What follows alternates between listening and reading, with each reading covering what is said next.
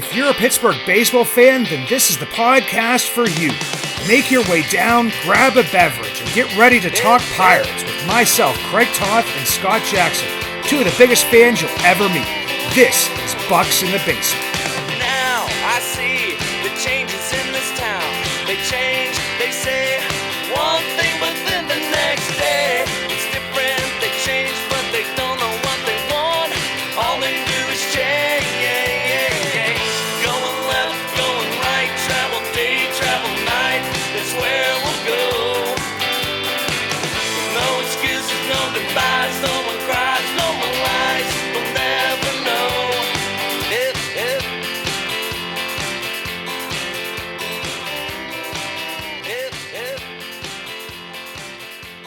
I have no idea how we're going to get through a full show here because the Pirates have given us absolutely nothing to talk about. No billboard material, no wacky plays, no injuries, no nothing. I mean, Scott, what are we going to do here for 30 minutes plus? Maybe we can run down some of our favorite concourse foods because apparently there's nothing happening on the field to talk about. I can't wait to try those Polish cannonballs, though. I mean, in all honesty, and then I saw the kielbasa sandwich or what. I'm a sucker for that kind of stuff. And as everybody knows, I actually liked the Renegade dog. It got made fun of and all that kind of stuff. But dude, I had that one night and I didn't have to eat for the rest of the night. It was fairly filling. But yeah, Scott, there's obviously a lot to talk about. But first, I have to ask you, how you doing, brother? I'm good. I'm good. I'm liking this Thursdays off kind of thing for the team. You know, because I can print out the stats and look at the stats all day, and they're not going to change at the last minute, and we can give some analysis. But yeah, a big series heading into as big as it can be the first month of the season, heading into Cincinnati. You know, if you can make some ground on a division rival, then all eyes will be on that this weekend. Yeah, and you have less games against your division rivals. So, I mean, in some ways, those become a little bit more important to kind of take those and to be able to gain ground within your division. I mean, obviously, it would be nice to be one of those teams at the top of division and you're, going for that, number one seed or whatever that may be. But I mean, at least for right now, and you're saying like, especially early on in the season, like these games where if the Cardinals sweep us, it has a little bit more of an effect on the standings, especially within division, than it would be. I mean, you don't want to get swept by anybody, but yeah, I mean, to take 2 or 3 from the Cardinals going into the Reds, also off to a little bit of a slow start. The big red machine has not been started up yet, but I mean, a little bit of housekeeping here. We could talk about kind of like let's just get the off the field stuff out of the way because I know that both you and myself, big baseball fans, and just kind of want to talk about the game and not even the game within the game to a degree. But yeah, I mean, the Pirates can never seem to get out of their own way. Two little PR snafus. Uh, Actually pretty big PR snafus as it would be towards the Clemente sign and then the Bucco bricks. First off, the Clemente sign, I think it was Pittsburgh Clothing Company. Just put a little snapshot out there. Roberto Clemente Jr. comments about it. Surfside vodka something. I've never even really heard of that. I mean, I think I've heard of like Topo Chico and some other ones, but whatever Surfside is, they sell the ad space and Pirates fans lose their mind. Yeah, when you are losing, when your team is already, kind of like they have a target on their back to begin with, especially the ownership, the front office group, anything like this that happens, not going to be taken very well by the fan base. But Scott, I want to get your take on this situation, and then I'll give mine as well. I feel like they're going to be fairly similar, though. Yeah, I think it's a timing thing in part because, wow, I think we forget coming out of Florida, it seemed like the season was over already. And the sentiment of the fans, The mindset was already that kind of negativity, but might be an unpopular opinion, but I don't think it's a big deal. I think that, especially with the reports that came out about the financial situation of the team, you got to sell the advertising space where you can. It's not like they had a big ceremony, s- you know, with this new sign. It's a cool looking logo. I love the font, the early '90s font. It's what a throwback to like the Three Rivers, Clemente stuff.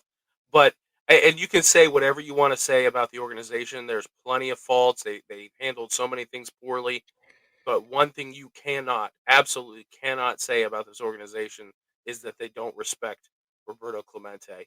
They have his name, his picture, his number all over that stadium. They named the wall after him. They incorporated his legacy into the stadium. They put they've had the statue for years. It was outside of Three Rivers. They named a bridge after him. He is everywhere at and around PNC Park in the most reverent ways possible.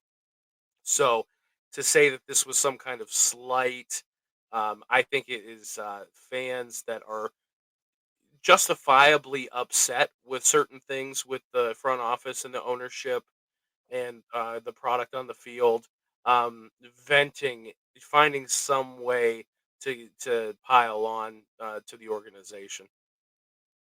Yeah, and to me, like, it was kinda like the same way as with anything with the Pirates, it feels like that they just kind of go about and do things and run their business and don't consider who their consumers are. And they can't really read the room. It's like that one friend that kind of comes in and just makes that like comment where it's just, it's going to, set off some people. It's going to, get under people's skins. And it's like you walk in and everybody has a frown on their face, and you come in all happy and start telling jokes, and somebody looks at you and say, read the room. Well, that's like the biggest thing for the Pirates right now is, there was already this stuff. Especially like Travis Williams is up there at Pirates Fest, and it got shut down pretty quickly by Greg Brown, but there's some sell the team chance. You see this movement. It's kind of stuff's being put out there. Pirates fans already are saying, just check out social media for 5 minutes over the offseason, and you'd be like, yeah, man, they really think we didn't do enough. Uh, and just the fact that you have a plane flying over the stadium that's saying sell the team, different stuff like that. And, little stuff like this is gonna set them off. For God's sake, I know that my friend Gary Morgan, he does Locked On Pirates now, but does the Pirates Fan Forum, is still on a crusade about the nacho cheese, for your nachos. People in Pittsburgh, we notice these kind of things. But the other piece is that, John Drecker was out there saying, like, this isn't even like, the worst thing that the Pirates have done. We talked about like the Legacy Square where there was the honoring of the retired numbers, the Negro League players, that was made such a big deal as when it was put in at PNC Park, and I don't even remember what year that it left, but I can definitely remember walking into the park and saying, "Oh yeah, the place that we want to go look," and like pointing my friends in this direction. It's right over by Legacy Square, and I'm like, oh, "Where'd all this stuff go?" Do you know what I mean? So like, Pirates fans kind of get attached to that stuff. They recognize that kind of stuff, and when the temperature in the building is the way that it was on opening day, the way that it has been this entire offseason, something like that, and the way that social media is, all it takes is two pictures side by side, one of, Clemente's number there, and one with a Surfside can. And people will completely forget that. That was always an ad space. Yeah, I mean, during the Great Blackout game, I think somebody put up there was like a T-Mobile sign or something in that space. So yeah, to me, if it had been there since the stadium was there and since it was put in, and like you said, it was like the dedication of the stadium. This is, to Roberto Clemente. The wall is 21 feet. The number of times I have leaned over to somebody while watching a Pirate game and said, if Clemente wore the number 16, 15, 12, that would have been a home run. I mean, that is ingrained in my brain, and I never even saw Clemente play. Yeah, they honor him and all the stuff that you brought up. But just clicking in my head here is if it was there from the time that the stadium was built. And that just slides us right into the next topic because it's the Bucko bricks, because those have been there. I mean, they may have been replaced here. I mean, I know the Pirates are reporting that, that was like this is like the third iteration of those bricks. Um, I'm thinking maybe that there were some bricks that may have been broken over time and have been replaced. I don't know if I've ever seen the full, excavation of the bricks and taken away and those put back in. But you know what? Yeah, I mean, I could probably see some of those bricks being replaced. The biggest thing to me here is that, yeah, those were there. When PNC Park was built, it was kind of like, even though it wasn't this ownership group officially, they were minority owners in the team at that time and knew that, people were saying, like, this is being built and you're going to be a part of this being built. You're going to be a part of, PNC Park's legacy. And then, not without warning, and we'll get into that, those bricks are gone and no real answers about them. And did they not think somebody was going to find them, like, I don't know, 3, 4 miles down the river?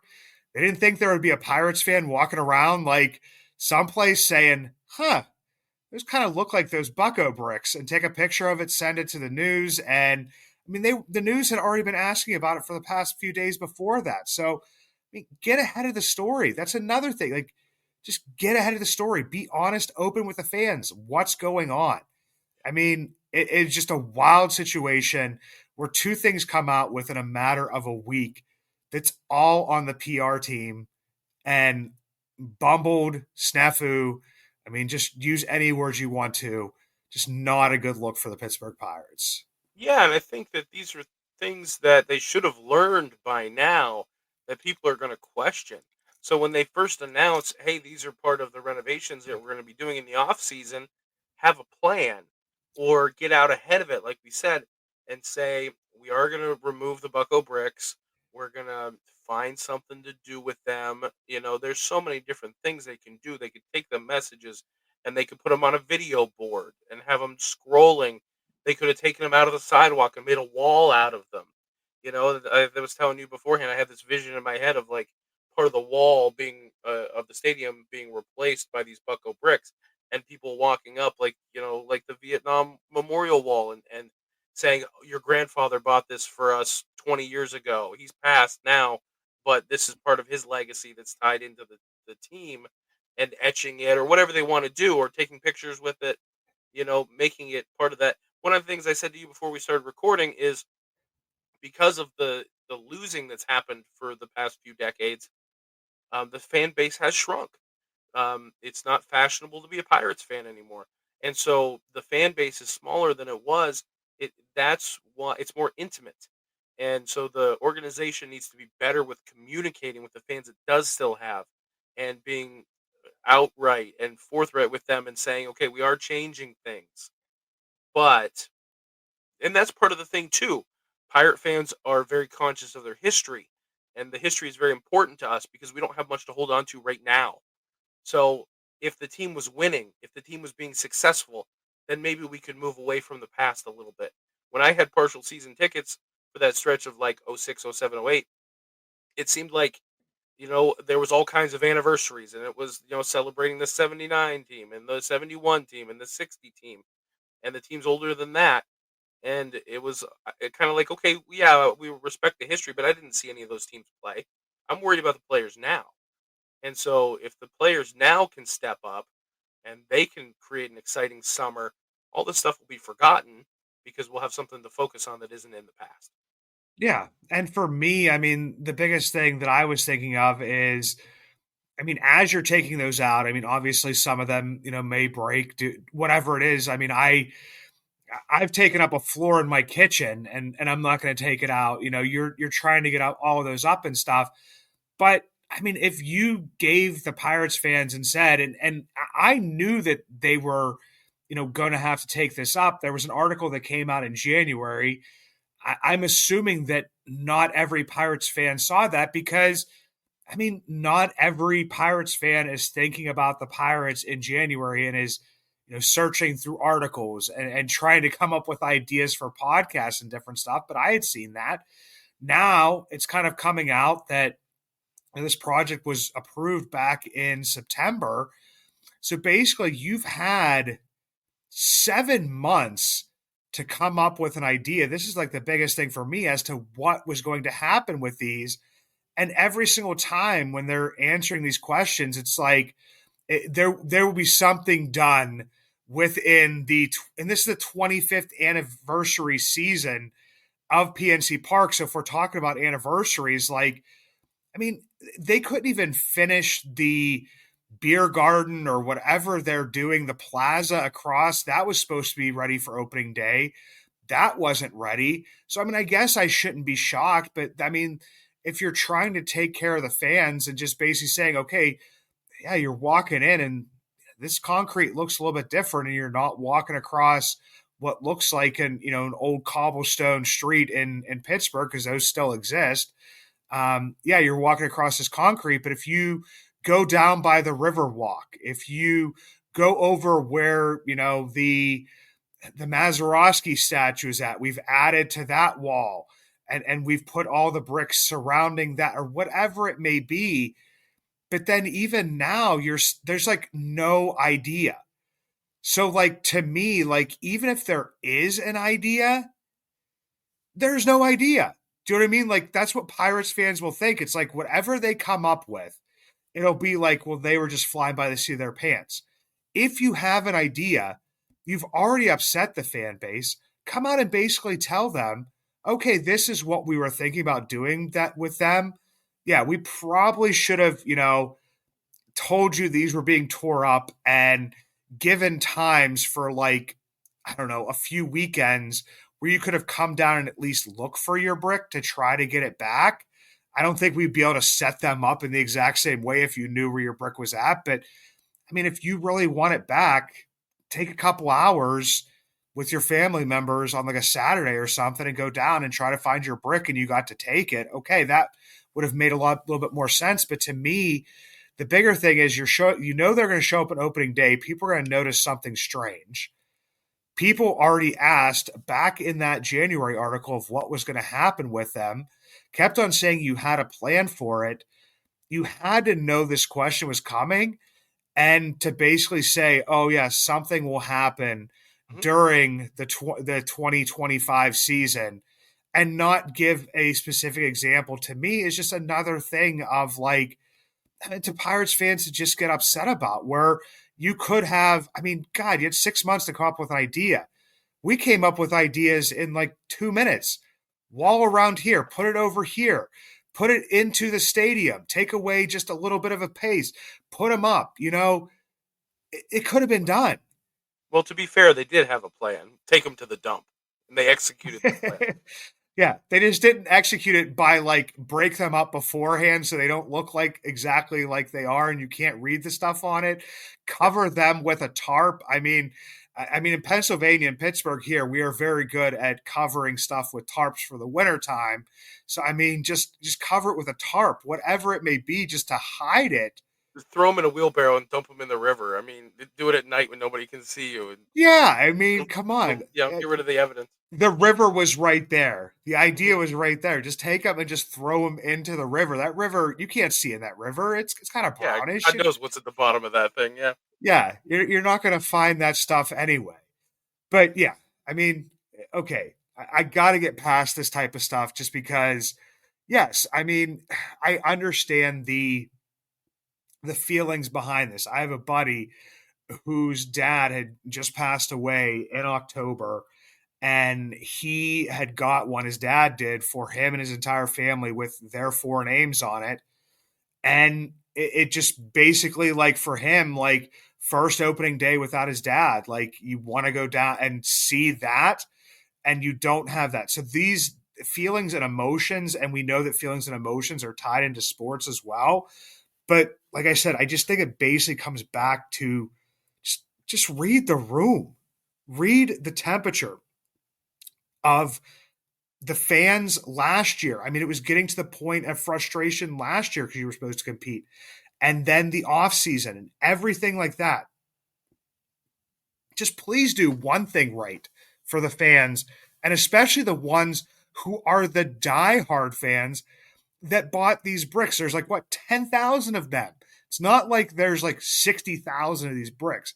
10,000 diehard fans bought these bricks. At least be good to, I mean, they're good to the season ticket holders. I mean, believe me, at times. So be good to those fans. Yeah. I don't know what's different. It seems like there's a disconnect there because we know that Travis comes from the Penguins, and there must be some kind of um, difference of culture, or maybe it's the goodwill because the Penguins have been successful for so long, just like the Steelers. Um, you have to tread lightly when you're involved with the Pirates because everything you do is under a microscope because the fans are already angry. I mean, Travis has to know that he's like a meme on like Facebook and on Twitter and whatever it is. You know, whenever anything's wrong with the team, it's like a meme of him pointing towards something like, well, at least we have pretzels, at least we have this, at least we have new food, at least we have all this different stuff. And I mean, I give Travis Williams all the credit in the world, and I guess we're not going into baseball stuff just yet, but give him all the credit in the world for what he does with the Pittsburgh Charities, what he did with the River Walk, what he did, in center field, in the outfield, to put those seats right up against where people would stand. Because I can remember going with my son, and you couldn't stand where the bullpen was at, and security would actually move you along when my son just wanted to, just kind of watch them. And they actually put seats in there. They put in the new bars there. They've done, everything to kind of make the stadium look, I mean, really, really good. But in the end, I mean, part of the business thing is, I mean, we are your consumers. We're Pirates fans. So, I mean, yeah, there's some things you can probably get away with. I mean, especially if you're winning, but if you're losing, like, we talk about the team on the field like having to win within these margins. Well, if you're the front office, the stuff that you do has to also be within certain margins. Isn't it a shame that there are actual meaningful games happening and the season has started and you know the front office themselves and their poor decision and poor communication gave us 20 minutes of material right out of the gate, and we haven't even talked about the stuff that's happened on the field yet. Yeah, I mean, couldn't you have given this in the off season when we're struggling for material? I mean, we didn't need this. We have a lot of baseball to talk about. Are you looking for coverage of all four major sports leagues? NFL, NBA, MLB, and NHL. Look no further than SportsVival. At SportsVival, they are dedicated to providing quality sports analysis, up to date news, and original content with a focus on draft and prospects, analyzing how teams are built and how franchises evolve through their strategic decisions. Without sports, how would we survive? SportsVival, proud partners of Bucks in the Basement. We talked about the division opponents and making ground when you can, and they dug themselves out of the hole, or close to it. Now a sweep in Cincinnati puts us at 500.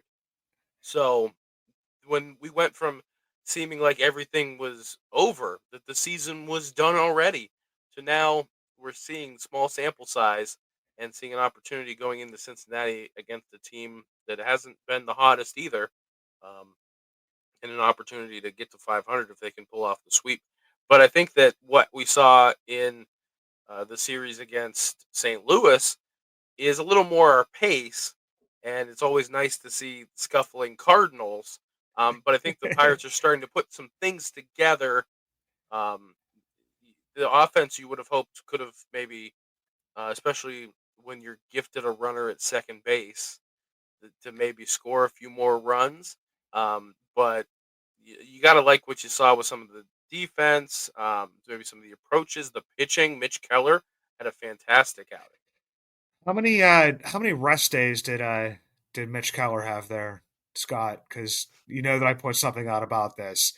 He was on his Yeah. normal schedule. Mitch Keller, when he's on his normal schedule, is a completely different pitcher. And I know that it wasn't the Yankees, but you did have a red hot Cardinals team, Mhm. one of the best offenses in Major League Baseball at the time. And he pretty much, shut them down. He didn't have his, lights out stuff, and he may not to be able to, get through that many innings, but locating his pitches, looking crisp, looking clean, looking. I mean, he doesn't have a huge build, but I mean, Keller kind of is like one of the workhorses in here, and he stepped up in a time where, the night before, I mean, it's come to be assumed by Pirates fans that Paul Skeens is going to come out and, give up one or two runs at the most, strike out like 7 to 10 batters, and the Pirates are going to lose because they can't score any runs. It's not going to be the opposite where Skeens gives up 4 or 5 runs and looks you know less than godly, I guess it would be. Right. And, the Pirates, obviously put together, they only scored like 3 runs in that game, but put together a little bit of fight towards the end. And yeah, I mean, so yeah, Mitch still is showing that he is kind of a dog within that rotation. I would hope that that would continue. But to me, like, that's something where it's just like, if I'm an idiot who can look up just the splits on baseball reference and you have however many analysts like sitting in a room someplace and it's like, man, maybe we should have started Mitch on one of those days down in Tampa or something, because the more days rest he has, the worse he looks. And yeah, he just didn't have it. I mean, at all on opening day. And Yeah. I think the discussion was, well, at least Mitch is pitching because Skeens isn't pitching on opening day. God, I don't care who, and we talked about this, I think, the last episode. I don't care who pitches on opening day. Like, you have to set these guys up to succeed. So that's just like another little thing right there. Glad to see him bounce back, but you definitely talked about the offense. And the offense in some ways is being affected by, injuries and stuff. And not that Triolo's a huge offensive weapon, but I mean, it's pretty much been a trickle down from, opening day and even prior to that. I mean, we have Spencer Horwitz down before the season, Nikki G going down. We have Brian Reynolds, as a DH. You have, now Triolo with a little bit of an injury and a little bit nicked up. So it kind of is challenging that depth to the point where Adam Frazier's having to play almost every day. Don't believe that was the intent during this season. You know, Valdez is getting a decent amount of games at first base because the only other option really over there, I mean, especially with the Triolo injury, is Endy. Um, and then, yeah, you're calling up Sung Che Chang. I think that by the end of the year, everybody will be able to pronounce that name right. I wasn't able to pronounce it right until I learned from John Moses how to pronounce it, the announcer down in Altoona. Everybody, it's Sung Che Chang. Gets the call up, good defensive, but I don't know if his bat's ready. So, yeah, I mean, that's where, like, yeah, you need Reynolds to step up, be consistent. You need Cruz to step up, be consistent.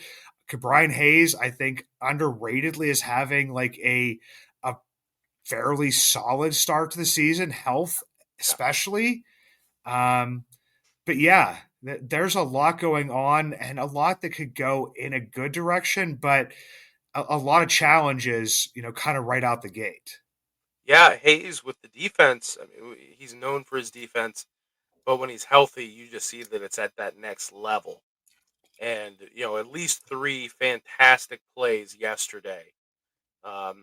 The bare hand on the slow grounder, the Of course, the heads up nature after the collision at home plate to pick up the ball and tag the runner, and then catching Arenado off a third late in the game. That was a huge play. So yeah, you're seeing Hayes being a difference maker, and just to double back onto Mitch a little bit, it seemed like facing a young, aggressive Cardinals team that he challenged them and was able to be very efficient with his pitches because he was challenging them and getting some good contact and swings and misses. And talking about the defense as well, with Cheng coming up, and I was very impressed with his defense, and that's been his calling card in the minor leagues. And the strength of his arm, his range, his mental acuity for the defense.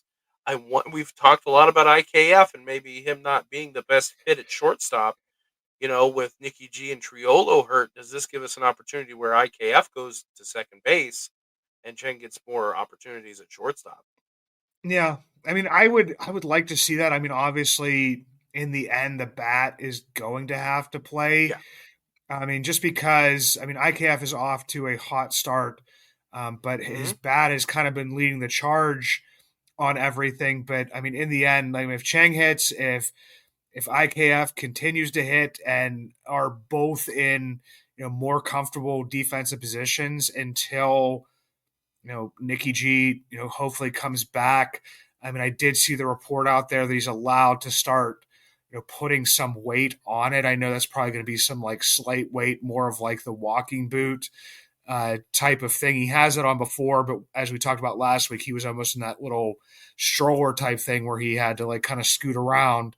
Uh, but yeah, I mean that kind of makes sense as well, just because, like I said before, I don't think that we expected Frazier to play this much. I think that it's kind of overexposing him. Hmm. When we were seeing him a little bit towards the beginning, he was the guy that was coming through in those clutch hits. I think that he still could be that guy at this point in his career, more as like a bench piece, a spot starter, a pinch hitter at the end of the game, but not a guy that's getting three, four, five, and especially if you get these longer games, six at bats in a game. It's definitely overexposing him to a degree. And honestly, like for the time that the Chang is going to be up here, I would rather see him get as many plate appearances as possible, especially if you have a younger guy that was kind of stinging the ball a little bit in his debut. And I mean, if he's playing good defense and that's really the only thing that's keeping Frazier in the lineup and he's not hitting, I mean, I would rather see them give the nod to the younger guy if you're going to get kind of fairly similar outputs and then get IKF into a more comfortable, a better position for him, and a position that Nick Gonzalez probably was going to have a little bit of a hold on. I just am worried because it feels like that the Pirates are like, God, I'm gonna knock on wood, but just like one injury away from like the cookie crumbling here. It's kind of being like held together. I mean, not very efficiently. We do know that Nick York. Everybody's people would say, well, where's Nick York? Well, he's on the IL in AAA as well, so you don't even have him to come up to be that right-handed option at second base. Try to mount some shortstop, some third base, whatever it may be.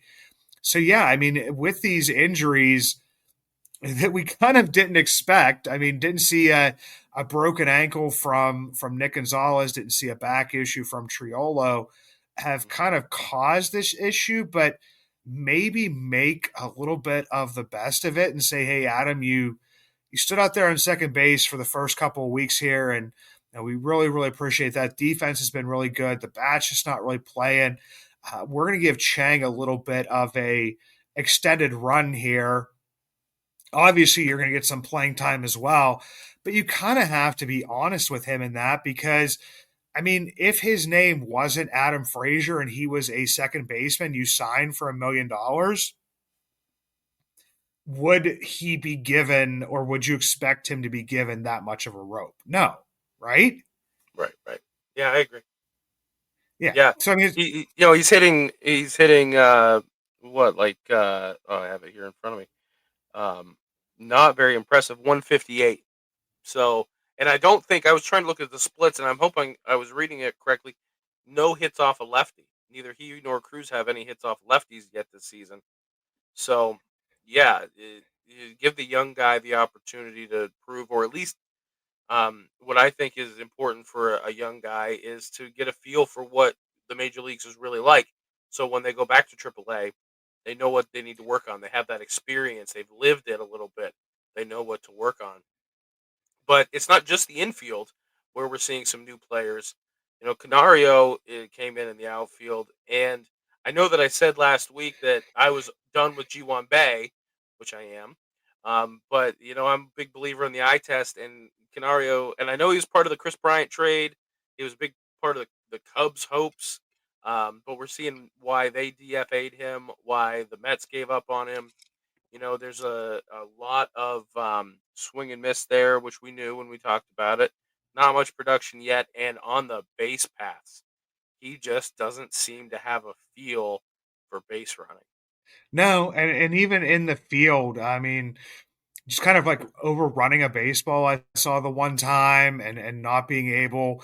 And I mean, like I said, I take some of this out because like we gave Harrington the benefit of the doubt of his first game with like jitters and stuff, and to be like in a new city, a new situation, different things like that.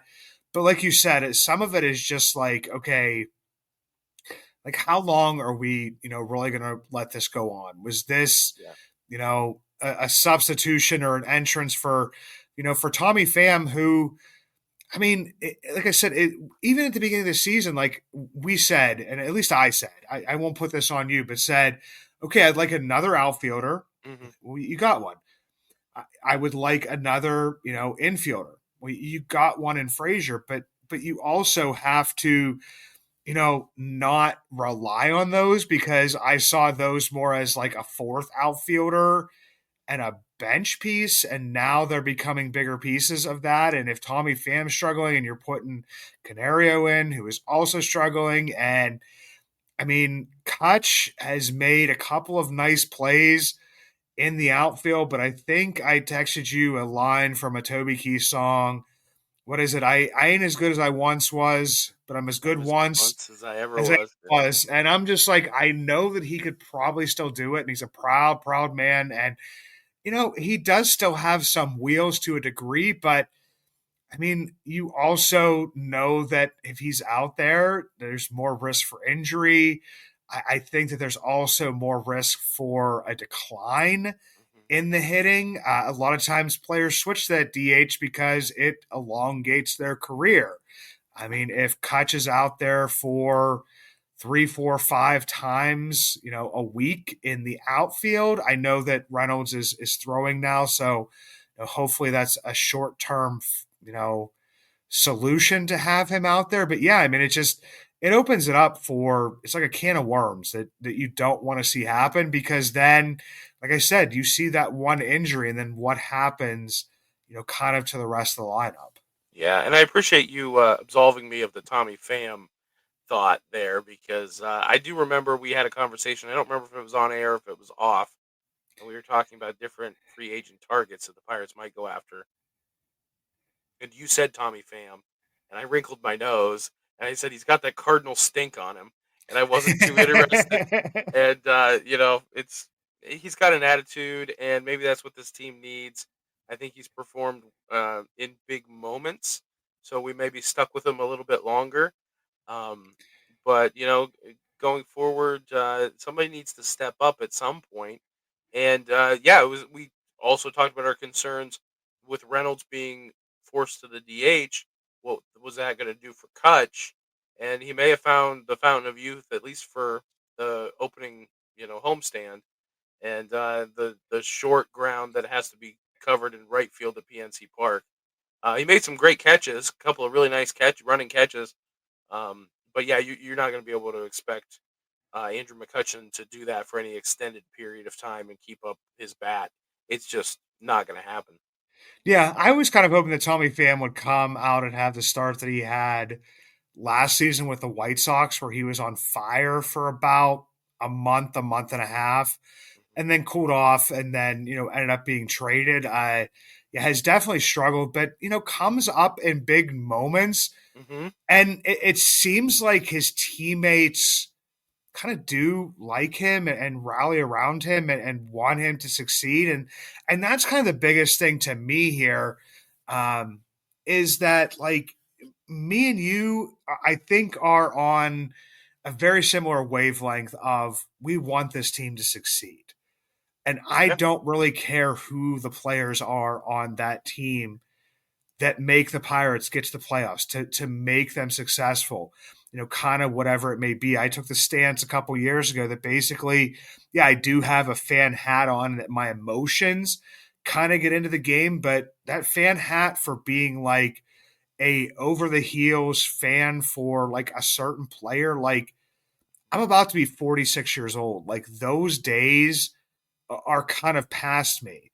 I mean, a lot of these players that are on this field are, you know, I could be their father at kind of at this point in time. So like I could be a fan of them, I could be a fan of their play, but I'm not like for me, Pirates is number one. Your name on the back is number two. And that's kind of where I'll go from there. So if some of these big things can ignite Tommy Pham for a week or two, Mm-hmm. at some point in time, and it benefits the Pirates, if he's going to throw out a guy at home plate on a heads up play, because I think that's one thing that even though he's older, slower, that he will probably still do is be aware of the game situation, be aware of what base a person has to go to, different stuff like that. Yeah, I want that to happen. I just kind of thought that, at some point in time, a younger player would come and overtake that spot. Mm-hmm. Jack Sawinski is as hot as he was in spring training and as happy as I was about as hard as he was hitting the ball. Just hasn't looked very comfortable at the plate. Thought he would be the guy to do it. Obviously, we were big on Nicky G before the season started with an injury. So, I mean, I'm just kind of like thinking, like, yeah, I mean, it's kind of down to, okay, O'Neill, Yeah. Reynolds, Cabrian, McCutcheon. It's still some of the same stuff. And then Bart. Bart. Oh, yeah, Joey. That he's, like I said, if I was going to be a fan of anybody, I'd probably be a fan of him because he just seems like just like a a good baseball player, and I like to see that success story of a guy that was so highly touted, Mm-hmm. maybe flounder to a degree, and then go someplace else. And he didn't do it for a whole year last year. Don't know what this year is going to look like, but definitely has embraced, being a Pittsburgh Pirate, being a part of the city, and has backed it up at times. Well, here's the thing with Bart. What was number two overall pick, right? But also because of COVID and Buster Posey sitting out the COVID year, he got fast tracked, and so sometimes that can be a detriment to a player in their development. So it was nice to see the Pirates give some faith to him and give him an opportunity. But if I go back to like Canario and G1 Bay, and this isn't a few years ago, where they can give every opportunity to an Anthony Alford and just run him out there over and over again. We're at the point where winning has to be the priority, and they've said it's the priority. Can he help the team win right now? No. Okay, bye. So that's what it has to be right now. You can't just hang your hopes on these guys. Well, if they were doing that, would we still have Andujar? Who went to the Athletics and is kind of shown that if he would have been in right field for us last year with the year that he had last year in Oakland, what does that team look like? And I think that he was a guy that I had hopes for. I was surprised when they DFA'd him for Kutch. But the point is that you know Bart is maybe one of those guys that he came on hot last year, but we're not in a position to give guys endless opportunities to figure it out. And there's nothing wrong with picking up a guy that does have a pedigree like Canario and saying, okay, we just don't see it right now. we took you a flyer on you. It's time to move on. Bring somebody else up. Um, it's time to win and not just be the proving ground for these young players.